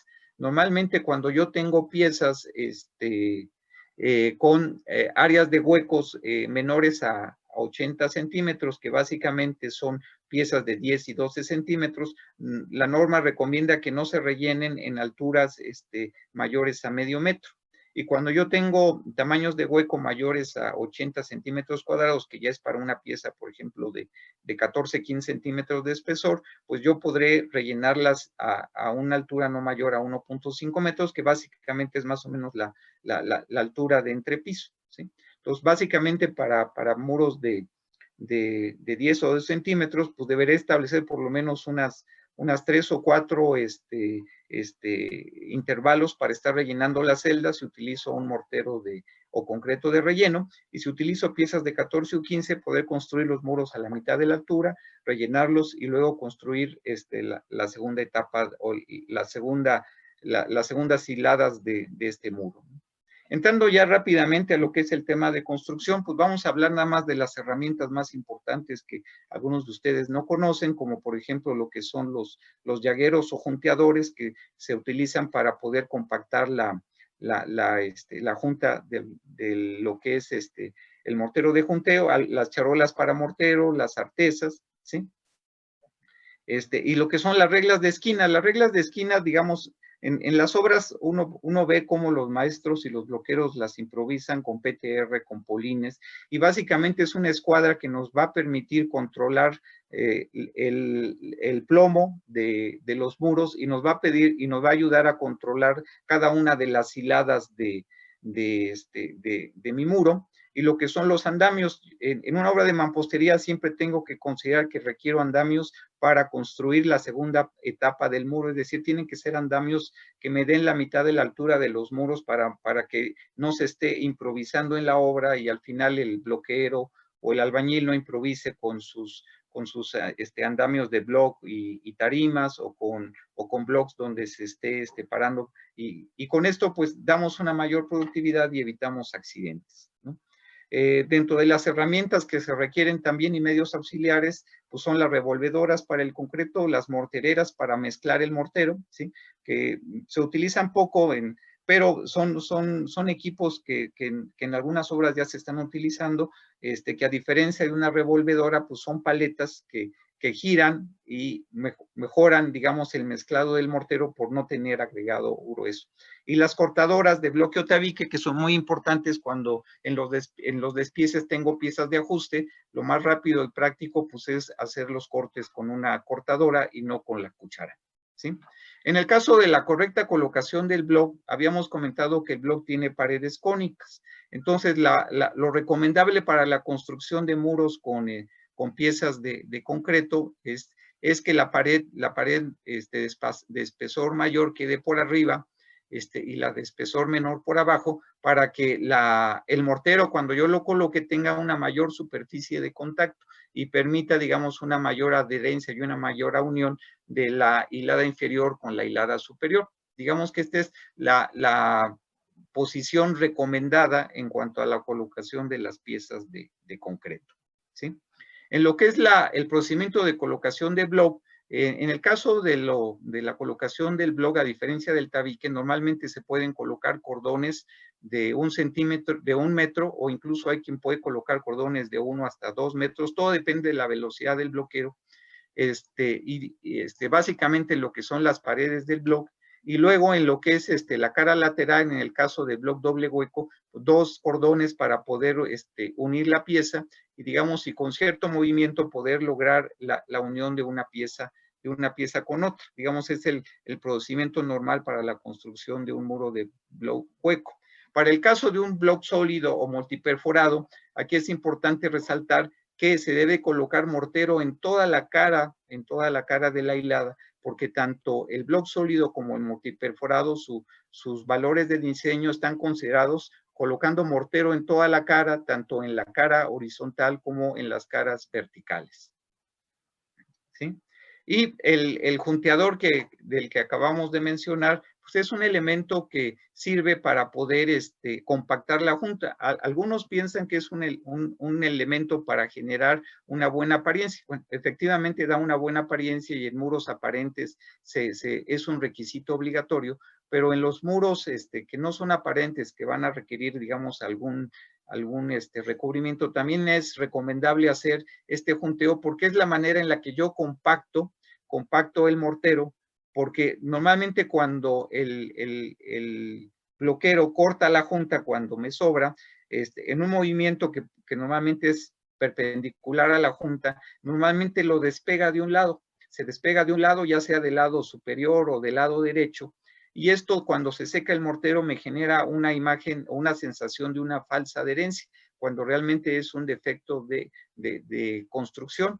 Para eliminar este defecto de construcción, cuando yo paso el junteador y compacto el mortero, pues vuelvo a generar que el mortero tenga compacto, que el mortero tenga contacto con la pieza, y otra vez se sella la junta, y entonces ya esas posibles o esas fisuras que pudieran verse como falsa, como una falsa adherencia, pues se pierden. Y esa es, digamos, la gran ventaja de este junteador o de estos llagueros, que muchos los improvisan con una varilla lisa. Esa es, digamos, la gran utilidad de estos elementos, y esto nos ahorra muchos problemas también a la hora de colocar los acabados, porque a veces estas pequeñas fisuras pues se marcan dentro del acabado y nos generan fisuras en los yesos o en las pastas, que luego es difícil de eliminar, ¿sí? Para el caso de los bloques, a diferencia de los tabiques, no se pueden cortar para generar este dentado, ¿sí? Cuando son muros que van a recibir un acabado o van a recubrirse, pues lo que se recomienda es que se haga un desfase de un orden de unos 2 a 2.5 centímetros para generar este dentado y lograr una mayor adherencia, digamos, de las piezas con los castillos. Y cuando es una cuestión, digamos, de que el muro debe de permanecer aparente y debe ser una junta completamente vertical, pues lo que se recomienda es colocarle refuerzo horizontal, o si no lo lleva por proyecto, pues colocarle unos conectores, digamos, como refuerzo horizontal, para lograr la unión mecánica entre el castillo y la pieza, y no se me genera una fisura por contracción en la junta vertical, ¿sí? Aquí vemos algunas fotografías de cómo se resuelve en la obra. En este caso son con bloques multiperforados, ¿sí? Las normas de mampostería también piden que en el caso de los bloques multiperforados, para evitar golpear los muros, pues cuando haya instalaciones se coloquen piezas doble hueco donde se alojen los ductos, ¿sí? Que normalmente son ductos de instalación hidráulica o de instalación eléctrica, y después se rellenen, ¿sí? A la hora del proceso constructivo, pues estos huecos que van a un lado del hueco principal se tienen que ir rellenando con el mismo mortero de junteo, y después de que se coloca el ducto, pues ya se rellena este otro hueco donde viene el ducto. Y esto es para evitar tener una sección débil, digamos, en esta zona donde hay una pieza doble hueco con una pieza multiperforada, ¿sí? En el caso de los muros confinados, esta es una recomendación muy importante, y esto salió ahí de un comité de procedimientos constructivos en el 11. En el caso de la cimbra, el gran problema de los muros confinados es el cimbrado y descimbrado de los castillos y cadenas. Y muchas veces se busca que los torsales o los tensores no lastimen la cimbra, o no la dañen, o no la perforen, y le den vuelta a la cimbra, y para eso pues perforan el muro, lo golpean, despegan la junta para meter los torsales. En el caso de una buena cimbra, debe estar diseñada para que los tensores sean lo más rectos posibles, crucen la cimbra y no dañen la pieza, para después no tener problemas de retrabajos de huecos o roturas en las piezas, o piezas despegadas que se generan a la hora de jalar el torsal y generar una componente, digamos, en el plano del muro que me despega las piezas, ¿sí? Entrando ya el tema de inspección y control de la obra, bueno, ya habíamos visto que en el caso de las piezas de concreto, por ningún motivo deben de saturarse ni de mojarse, las piezas deben de colocarse secas. Si se mojan o se saturan, el mortero no se adhiere, y sucede un proceso que algunos bloqueros o albañiles le conocen como que el mortero se aguachina, es decir, el mortero se patina, se resbala dentro, en la cara de la pieza de concreto, y no pega, ¿sí? Por eso es importante colocar las piezas secas, y en caso, por ejemplo, de épocas de lluvias como ahorita, es importante que en la obra, pues las piezas de bloque estén cubiertas con algún plástico o una lona, porque si se me mojan en una lluvia, al otro día no podré usarlas hasta que no se sequen con el sol. A diferencia de las piezas de barro, que estas deben de saturarse para poderse colocar, y si no se saturan y se colocan secas, pues tendremos problemas de contracción serios en el mortero, porque le va a robar todo el agua al mortero y va a generar que se despegue. Aquí ya vimos el tema de lo que son las juntas, no lo brincamos. Un aspecto importante a señalar en lo que es el refuerzo horizontal es que el refuerzo horizontal, para que trabaje, debe de estar anclado en el núcleo del castillo, o sea, debe de pasar por adentro del castillo. A veces, digamos, por el hecho de hacer unos castillos relativamente pequeños y quedar el refuerzo horizontal muy pegado a los bordes, muy a los bordes, a veces se pasa por afuera del castillo y queda, digamos, embebido dentro de lo que es el recubrimiento del castillo, y en esos casos corremos el riesgo de que a la hora de que trabaje el refuerzo, pues se despegue del recubrimiento y deje de trabajar. Por eso, dentro de lo que es la parte de inspección, pues se recomienda que se vigile que el refuerzo horizontal, además de que sea continuo, sin traslapes, que tenga su gancho a 90 grados, que quede metido dentro del núcleo de los castillos de confinamiento, ¿sí? Otro aspecto importante a vigilar es que pues el mortero no se construya, no se fabrique en el piso o en el suelo, porque se me va a contaminar con la tierra, va a perder humedad, y lo mejor es utilizar artesas de plástico metálicas en donde yo tenga, digamos, la seguridad de que ese mortero no va a perder humedad, no se me va a contaminar con el suelo. Incluso de esta manera puedo generar también menos desperdicios en la obra y un mayor control en el proceso, ¿sí? En el caso de las piezas multiperforadas, también se tiene que cuidar, digamos, la consistencia del mortero para que penetre dentro de los huecos y me genere esa trabazón que me da la sobreresistencia de estas piezas, porque esos cortantes de 6 o de 8 que se obtienen en las piezas multiperforadas, pues en parte se debe a la adherencia de la pieza, perdón, del mortero con la pieza, pero también se debe a la trabazón del mortero, digamos, que entra en los huecos con las piezas, ¿sí? En el caso de los desplomes, es importante tomar en cuenta que para que se acepte un muro, la norma establece que los muros no tengan un desplome más allá de 0.204. Es decir, que para una altura normal de entrepiso de 2.50, pues los muros no tengan desplomes más allá no tengan desplomes más allá de 1 centímetro, digamos, para que no tengan problemas estructurales y sobre todo problemas constructivos, porque normalmente, digamos, lo que sucede en una obra, pues es que si yo tengo un muro desplomado, pues le quito lo desplomado con un repello o un aplanado, digamos, finalmente ya queda bien a la vista, pero en lugar de colocarle a lo mejor un aplanado de 1 centímetro, pues termine colocándole un aplanado de 2 o 3 centímetros para poder corregir ese error constructivo, ¿sí? Para el mortero, para pegar piezas, las normas técnicas establecen este requisito de que por lo menos se tomará como mínimo 6 muestras por cada lote de 3,000 metros cuadrados de fracción de muro construido, 2 en planta baja si es hasta de 3 niveles y 2 de planta baja y 2 del primer piso si tiene más niveles. Y cada muestra estará compuesta por lo menos por 3 probetas cúbicas. Aquí hay una cierta contradicción con la norma NMXC 486 y yo recomendaría pues, utilizar, digamos, la que me genere, digamos, una mayor confianza en el número de muestreos. En el caso de la norma, la NMXC 486 pues, me establece una muestra por cada bachada de mortero. Si voy a hacer medio metro cúbico de mortero al día, de ese mortero tendré que obtener por lo menos una muestra. Si voy a comprar una olla de mortero premezclado, por lo menos de esa olla deberé tomar una muestra. Y si yo voy a comprar digamos, un camión de mortero seco de 20 toneladas, por lo menos de ese mortero seco deberé tomar por lo menos una muestra de 3 probetas cúbicas y de ahí poder obtener la resistencia. En el tema de las instalaciones, pues es una parte también que debe de cuidarse en lo que es la planeación de la obra y también en el diseño para evitar recorridos que me generen este tipo de soluciones, y para eso la norma pues establece pues ciertos requisitos en cuanto a trayectorias, que todas las trayectorias horizontales se vayan por piso o techo, que las trayectorias sean solamente verticales y ligeramente horizontales, no más de medio metro. Sí, y en el caso de muros con muchas instalaciones, pues recomienda que se utilice un doble muro o un recubrimiento para poderlas cubrir.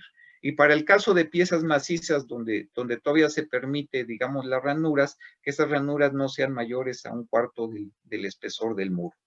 ¿Sí? Y bueno, con esto estaríamos concluyendo esta presentación. Pues muchas gracias a todos. Y bueno, también un agradecimiento aquí al SMIE por apoyarnos en esta difusión de este seminario, que espero que a todos les haya sido interesante y les haya aportado. Ahorita entraríamos a lo que es la sesión de preguntas y respuestas. Y también tengo un agradecimiento que esta vez no pudieron acompañarnos con nosotros. El año pasado en Industria Bloquera se organizó un taller con esta empresa Veras Más, en donde mucho de lo que aquí vimos, bueno, fue también parte del aprendizaje que se tuvo en este taller.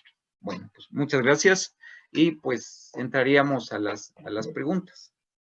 Muchísimas gracias, maestro Álvaro Pérez, por esta gran conferencia que nos abarcó desde temas de diseño hasta cosas muy, muy completas en lo referente a, a la construcción, a la ejecución de muros. Yo te voy a dar unos segunditos para que te recuperes aliento para recordar que efectivamente sí, ese gran taller del año pasado que tuve ocasión también de asistir. Muy sí, nos acompañaste y para nosotros fue un honor haberte recibido por allá. Al contrario, y grandes personas de los hermanos Vera, y sobre todo muy talentosos para la ejecución. Bien, así es. Quiero decir que hay muchísimas preguntas, entonces vamos haciéndolas. Primero nos preguntan, ¿qué tipo de bloque recomienda para zona sísmica? Híjole, pues pues un bloque que cumpla con las normas, ¿no? Con las normas NMX, las C404, porque el gran problema es que en muchas zonas sísmicas del país, como Oaxaca o Guerrero, uno busca un bloque de concreto que dé 90 kilos doble hueco y no lo va a encontrar uno a menos que haga una buena búsqueda, digamos, o tenga que traer o llevar el bloque de la zona centro. Y lo mismo con un bloque multiperforado. Realmente para zonas sísmicas, lo más recomendable pues, son los bloques multiperforados, digo, son bloques diseñados para tener resistencias al cortante, tomar resistencias al cortante bastante altas, como lo vimos, cortantes hasta de 8 kilos por centímetro cuadrado, y sería la pieza más recomendada. Si no hubiera en la zona, pues utilizar un bloque doble hueco con la resistencia mínima que marca la norma de los 90 kilos por centímetro cuadrado, y un buen diseño en cuanto a lo que es el refuerzo, ya sea para un muro confinado o un muro reforzado interiormente. De acuerdo, muchas gracias. Voy a hacer también otra pregunta en cuanto a la conferencia. Digo, nos han preguntado recurrentemente aquí en el chat y en las preguntas que si esta conferencia, que les recuerdo, pues es de Industrial Broquera, si la van a compartir con los asistentes o de qué manera podrían estar disponibles para quien no pudo escucharla completa o escucharla. Sí, mire, se va a compartir, esta conferencia se va a compartir con todos los asistentes. Se está programando que el lunes les llegue un correo, digamos, a todos los que se inscribieron y les llegó el correo para conectarse, pues les llegará también un correo con un link para que puedan entrar a la página de Industria Bloquera y de ahí puedan descargar la presentación. Entonces, cuenten con ella, denos nada más oportunidad de terminar hacer algunos ajustes técnicos, y a partir del lunes estarán recibiendo un correo con el link para poderla descargar, y si por alguna razón no les llega, pues ya tienen ahí mi correo, mis datos, los datos de Industria Bloquera para recordarnos que no les ha llegado su presentación. Muchas gracias. Y un poco en ese mismo sentido nos preguntan que sí será posible que proporcionen un catálogo de las piezas que se han presentado aquí en la conferencia, si les pudieran hacer llegar un catálogo a los asistentes.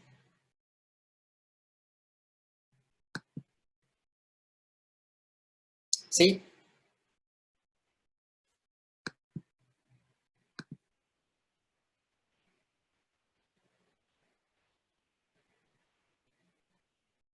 Parece que tuvimos ahí algún problema con la conexión del maestro Álvaro. Vamos a dar unos minutos y, bueno, ya viene aquí de vuelta. Les recuerdo también que el Industrial Bloquera, vieron ustedes un video al principio, tiene un canal. Tenemos por ahí un problema técnico. Sí, eso comentaba. Pero les recordaba que al principio vimos un video de Industrial Bloquera que está en el canal de YouTube, que también hay un canal de YouTube de Industrial Bloquera. Entonces preguntábamos de que si es posible que se tuvieran o se pudiera hacer llegar un catálogo de las piezas presentadas en la conferencia a los asistentes. Claro que sí, yo creo que vamos a armar un catálogo con las piezas más importantes y se lo estaríamos mandando, aunque también está la invitación para que entren a la página.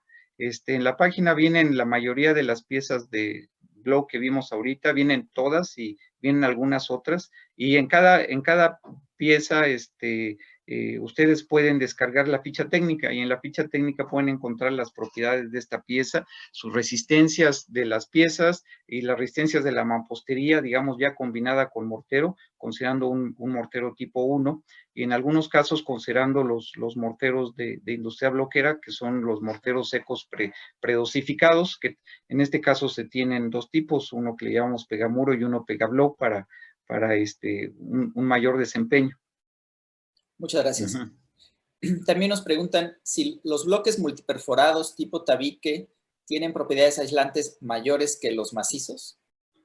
Los bloques multiperforados, en este caso el que parece tabique, digamos la pieza pequeña, como es una pieza maciza, es una excelente pieza con aislamiento pero acústico. Ajá. En el caso de los aislamientos acústicos, las mejores piezas son las macizas. En este caso, esta multiperforada pequeña es muy buena en el punto de vista de aislamiento acústico. En el caso del aislamiento térmico es al revés. Entre más hueca sea la pieza, mayor aislamiento térmico tiene. Entonces, si alguien busca un aislamiento térmico con piezas de concreto, tendría que irse a una pieza doble hueco. y si busca un aislamiento acústico, pues tendría que irse a una pieza multiperforada como la pieza de tabique que se ve aquí a un lado mío, digamos que tiene excelentes propiedades como aislamiento acústico. Muy bien, muchas gracias. Otra pregunta, ¿en los muros construidos con bloques multiperforados tipo tabique, se le pueden colar castillos como a los bloques grises con solo 2 huecos o el espacio es muy pequeño? Los huequitos, los huecos de los multiperforados, básicamente se rellenan cuando se coloca el mortero en toda la cara. O sea, no es que se rellenen los huecos del multiperforado, sino simplemente se coloca mortero en toda la cara y el centímetro y medio que penetra en ese hueco es suficiente para lograr la trabazón entre el mortero y la pieza, ¿no? Muchas gracias. Otra pregunta que me parece que es muy interesante aclarar es, ¿en los muros de bloques multiperforados tipo tabique también se les pone escalerilla? También se les coloca refuerzo horizontal, y también se diseñan y se calculan como un bloque multiperforado normal, y tienen las mismas propiedades. Cabe mencionar que este bloque que parece como tabique, que está aquí, ese fue la pieza que sirvió de referencia para calibrar las expresiones de las normas técnicas de mampostería 2017, en donde el presidente del comité de mampostería buscaba una pieza multiperforada maciza que tuviera, digamos, diera el mayor desempeño, y precisamente a la hora de la búsqueda encontró que precisamente esta pieza cumplía ese requisito, y digamos, y es una pieza que, digamos, aunque no lleve refuerzo horizontal, es una pieza que garantiza un factor de comportamiento Q de 2, a diferencia de una pieza multiperforada hueca que si no lleva refuerzo horizontal será de 1.5. Muchas gracias. Oye, yo les recuerdo a todos que, por favor, para las preguntas, preferentemente en la zona de preguntas y respuestas, porque hay ya de por sí hay demasiadas preguntas y no podríamos terminar de hacerlas del chat. De hecho, estas preguntas, pues después nos hará favor si por cuestión de tiempo no vamos a abordar todas, pero nos hará favor después el maestro Álvaro, o de hacer otra sesión, o de responderles ya a la mayoría de ustedes. Sí, con gusto. Muchas gracias. Luego, dice que comenta que el mortero de saco no produce mortero para uso estructural. Y he visto que en la práctica dan por hecho que es suficiente para soportar esfuerzos. ¿Son Sí, vulnerables las edificaciones que se mampostearon con mortero de saco? pues quiero pensar que cuando habla de mortero de saco, habla del tema del mortero de albañilería.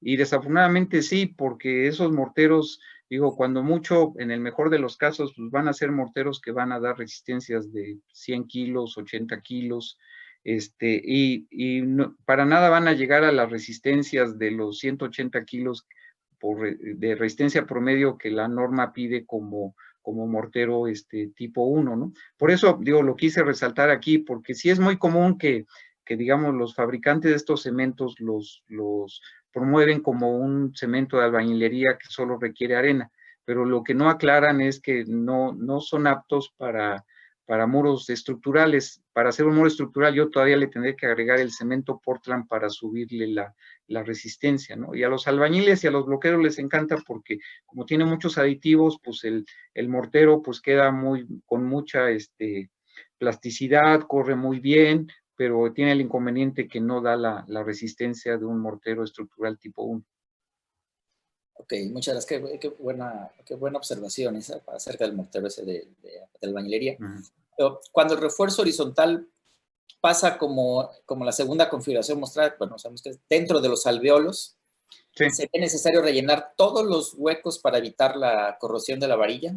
Pues si uno, por ejemplo, bueno, cabe señalar que esa recomendación de que el refuerzo horizontal puede ir, digamos, por dentro del alveolo, es una recomendación pues que dan las normas técnicas para la Ciudad de México, en donde la corrosión no es un aspecto que nos preocupe mucho aquí en la ciudad, pero alguien que está en Veracruz, por ejemplo, o en Mérida, y le ponga refuerzo horizontal, pues lo recomendable es que mejor lo ponga en la junta, para que el mortero de junteo lo proteja contra la corrosión y no lo coloque, digamos, en el centro del hueco.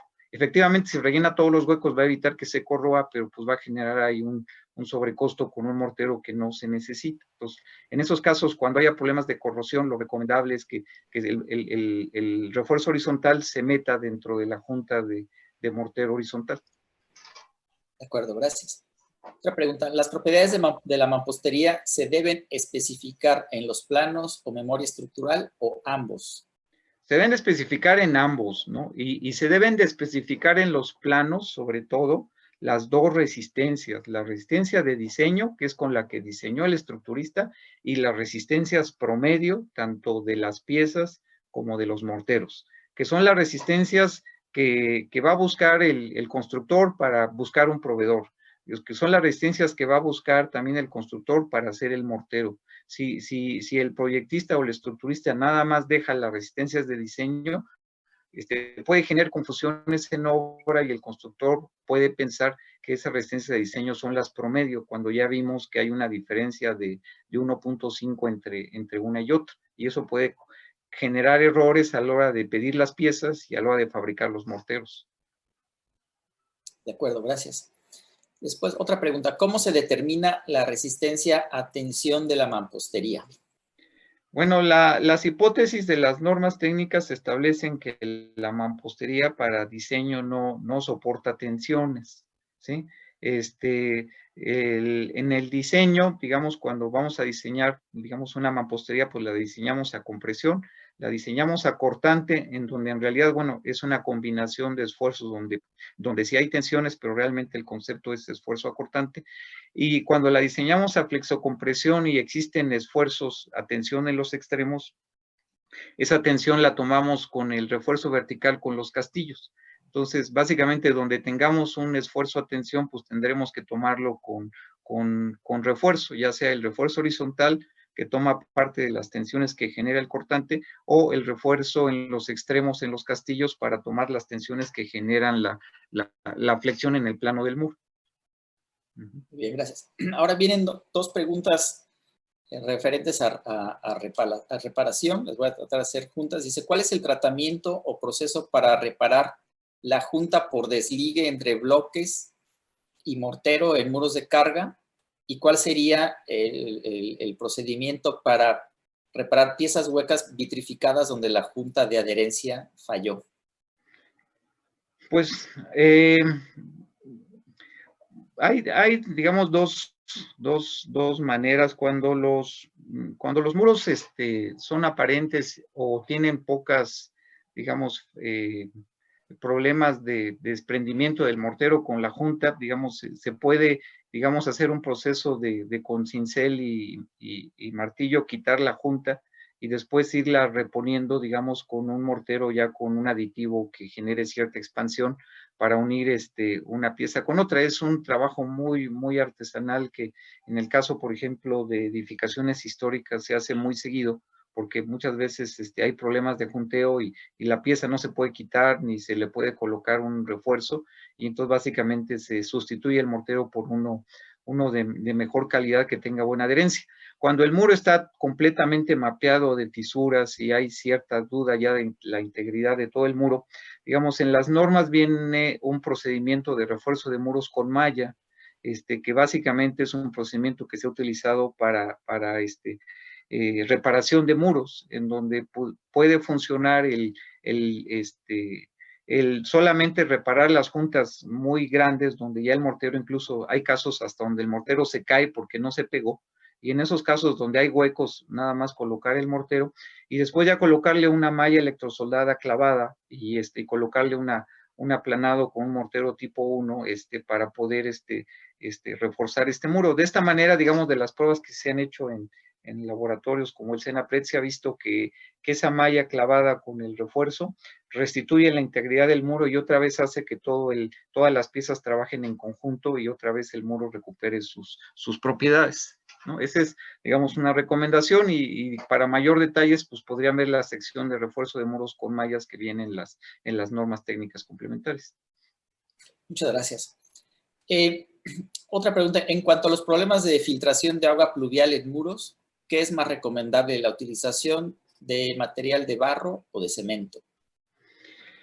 Pues tanto en las piezas de barro como de cemento existen piezas especiales para evitar digamos, la presencia de humedades, ¿no? En el caso de las piezas de concreto, lo que uno debe de cuidar es la absorción inicial, que es de las propiedades que vimos, en donde tiene que ser una pieza con una absorción inicial menor al 5%. En modos aparentes, digamos, en edificios comerciales como centros comerciales o algunas papeleras han visto que prácticamente su muro es un muro aparente de color y realmente no tiene ningún recubrimiento para evitar las humedades. En esos casos de esas piezas lo que se busca es precisamente el que tengan una baja absorción con un índice de capilaridad bajo, ¿no? De esa manera se garantiza la impermeabilidad. Cuando el muro ya tiene humedades, lo más práctico es colocarle un hidrofugante, que es más o menos una especie de barniz con el que se pinta, digamos, la pared, pero, digamos, no es una pintura que quede digamos, visible, sino es transparente, y con eso uno puede sellar tanto los poros de la pieza como alguna fisura que exista entre la unión de la pieza con el mortero. Muchas gracias. Bueno, hay un par de preguntas que traen muchas fórmulas y preguntan ya cosas. Esas me las voy a pasar porque las necesitarías verlas porque está ahí operación. Sí. Pero se las haremos llegar, tengan la certeza que vamos a llegar todas las preguntas. Entonces, ahora, en cuanto al refuerzo, también hay un par de preguntas al refuerzo. ¿Se puede usar refuerzo horizontal de varilla de 3/8 y en vertical también? Sí, se puede utilizar. En vertical se puede utilizar, digamos, en lo que es la mampostería reforzada interiormente, para muros de 10, 12, funciona, da la cuantía adecuada para el refuerzo vertical, incluso para 15, pero ya quedan relativamente juntas. Pero para el refuerzo horizontal no se recomienda, no tanto porque no resistan, sino porque son varillas muy gruesas, tienen 1 centímetro de diámetro y la junta, como lo vieron la norma, el espesor máximo de junta son 12 milímetros y además está el requisito de que la varilla no sea mayor a 3/4 del espesor de la junta. Entonces esa varilla no cumpliría.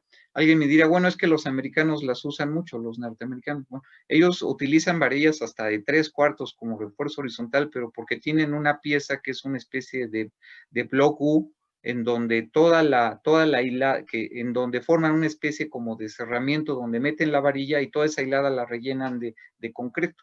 Si tuviéramos esas piezas que, en el caso, por ejemplo, de Industria Bloquera, sí las fabrica, porque bueno, les presumo un poco, Industria Bloquera, después de un concurso, pues es la empresa que está suministrando el blog para la embajada de Estados Unidos aquí en México. Entonces, el proyecto era con especificaciones americanas, con requisitos americanos, con resistencias americanas, y ahí vienen estas piezas que nos pidieron, piezas de block U de 20 para alojar refuerzo horizontal con diámetros incluso mayores a 3/8, pero porque se tiene esa pieza. En el diseño convencional, como no se cuentan con esas piezas, pues lo que se decidió, digamos, a nivel de norma, pues es establecer diámetros pequeños en la junta, que como lo vimos en la parte de refuerzo horizontal, pues lo recomendable es que sean diámetros que tengan 4, 5, 6 milímetros para que no me levante la junta. Sí, de acuerdo. Pues qué buena cosa eso de que sí se pudieron conseguir aquí en México esas piezas que especificaron para el proyecto de la embajada, ¿no? Sí, digo, las piezas se fueron a un laboratorio en Estados Unidos y nuevamente pasaron todas las pruebas para poderse utilizar. Muy bien. Otra pregunta que es en cuanto al modelado. Dice, en el tema del modelado de estructuras de mampostería en software comercial, ¿qué recomendaciones tiene para los parámetros de módulo de rigidez al corte y módulo de Poisson? Bueno, la norma trae ahí ya un valor de módulo de cortante de 0.2D, que digamos se bajó con relación a la norma anterior que tenía 0.4D, pero una recomendación que podría manejarse es, si ustedes cuentan con información de algún fabricante en cuanto al modo de elasticidad y el módulo de cortante de la mampostería, pues utilizar esos que normalmente son valores un poco más altos que los que marca las normas técnicas cuando no se conocen los valores y nada más se conoce la resistencia de diseño a compresión de las piezas. La misma norma reconoce que las piezas de concreto tienen modos de elasticidad mayores que las piezas de barro, entonces en muros con piezas de concreto normalmente tendrán menos problemas de desplazamiento lateral que las piezas de barro. Muchas gracias. Otra pregunta. En la fotografía que mostró de la mampostería confinada con bloque multiperforado, los bloques en el borde del castillo sin colar se ven completos. ¿No es necesario hacerle la muesca tipo boca de pescado para la adherencia?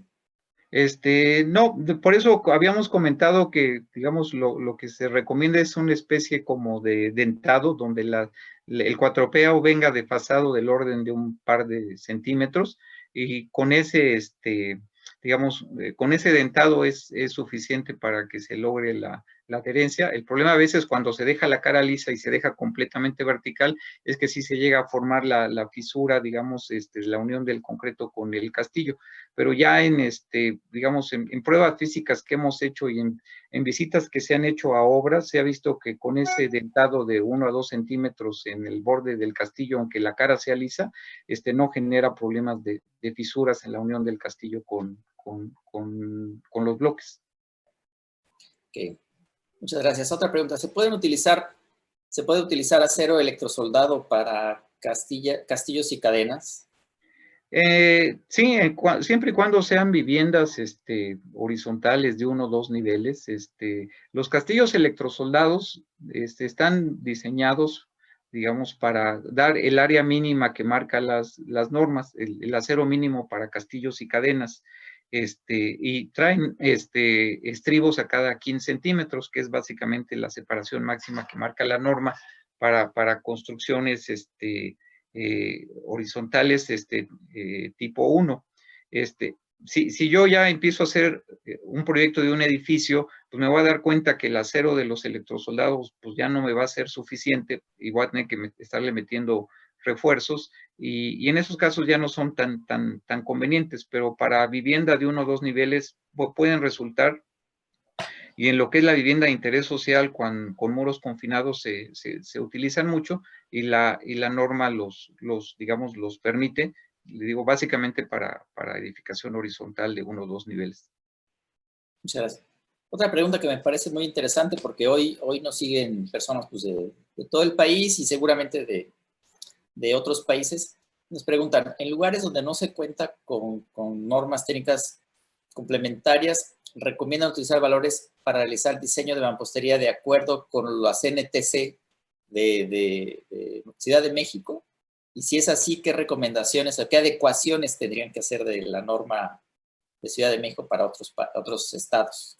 Pues en otros estados, digamos, lo que tienen que revisar es el tipo de mampostería que se puede conseguir en la zona para determinar los valores de diseño con los que se pueden hacer los proyectos de la estructura. Por ejemplo, los morteros, pues básicamente, si no tienen acceso a los morteros predosificados secos o industrializados y se hacen en obra, pues básicamente respetando los proporcionamientos que marca la norma técnica, pueden hacer un mortero tipo 1 sin problemas.